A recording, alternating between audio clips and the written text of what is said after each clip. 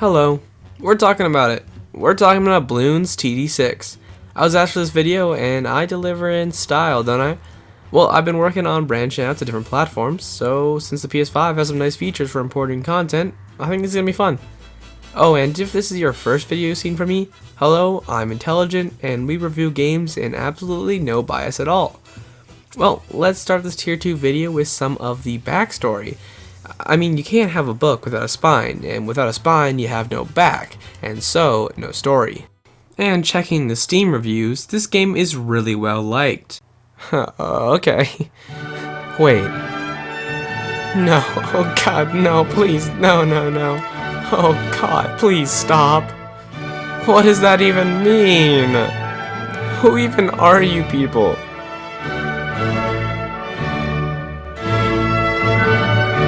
Okay, so maybe we ignore the comments on Steam.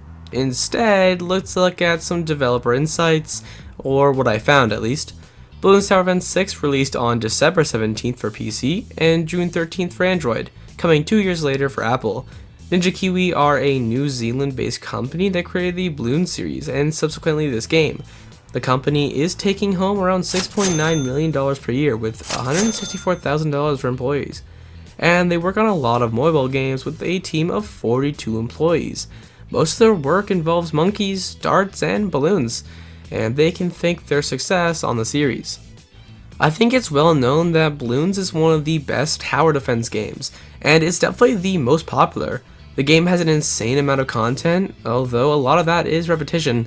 The last title, Bloons Tower Defense 5, took a lot from the fourth, but added so much more.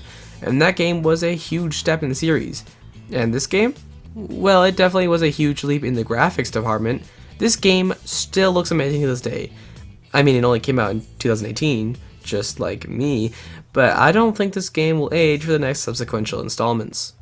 There are a couple of other improvements that make this game a real sequel to the last, but like 8 installments of the same concept tend to get old. And just like a monkey with a gun, sometimes this game misses the mark. The game added a few more funky monkeys to the list, like the Druid or the Alchemist, but that's it. And for a game series to have this many installments and this little change in the new monkey department can be a little disappointing. But what they lack in new monkeys, they make up for with the more upgrades. Each character has 3 tracks. The middle track adds abilities, but these can be a little boring to use, and every tier 5 can only be upgraded once. But these are really insane abilities that can last a few rounds late in the game. But the final upgrades for some monk characters are insane. Footage? Here's the footage of my friend saving $800,000 just for us to lose. And just watching the gameplay is, it's busy. With how much effects are placed on the screen, the game probably gave some kid a seizure. Now that's not a dig against the game. I mean, what are you gonna do about it? Allow us to get rid of the effects? Oh my god. But the clutter is manageable, and just what happens in the game. But there are bigger problems than some mess on the screen. There is a problem that I'm sure isn't what you want to hear. Bloons Tower Defense 6 is still an amazing game, at least in terms of tower defense games, and with an abundance of content like Odyssey or even different challenges per level, there's enough content for a collector to grind for hours, and that's a great achievement for a tower defense game. Although there is a problem with, how do I put this, retention. The starting rounds are of course really fun, picking the right monkeys, the right upgrades, the right plans, and that takes a lot of attention for the game. And attention to the game equals fun. But at some point, maybe around 1:30, that's when the game gets extremely boring. And when the game makes you so bored you start writing an essay instead of actually playing the game, that's never fun. And while this only happens in free play, how else do I use these mega upgrades?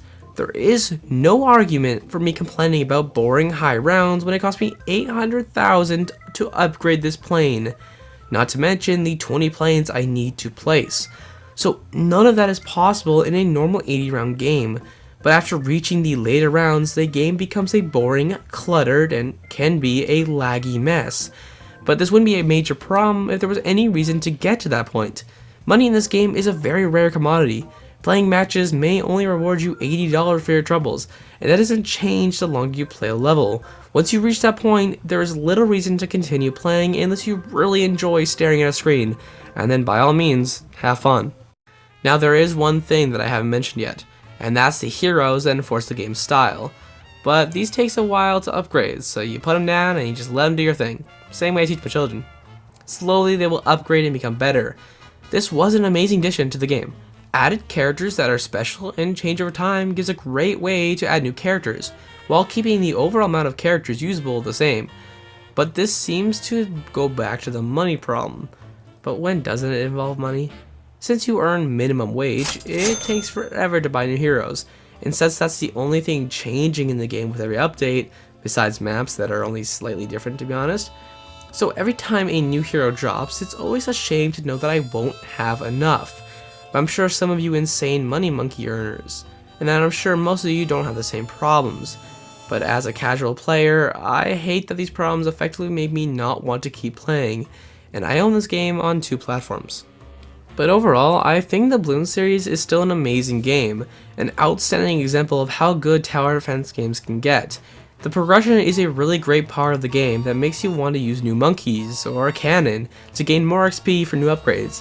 It's a really great way to not only increase the usage of other characters that may not have gotten a lot of use, but also increase the amount of things to do. This makes the early game, in general, an actual fun time.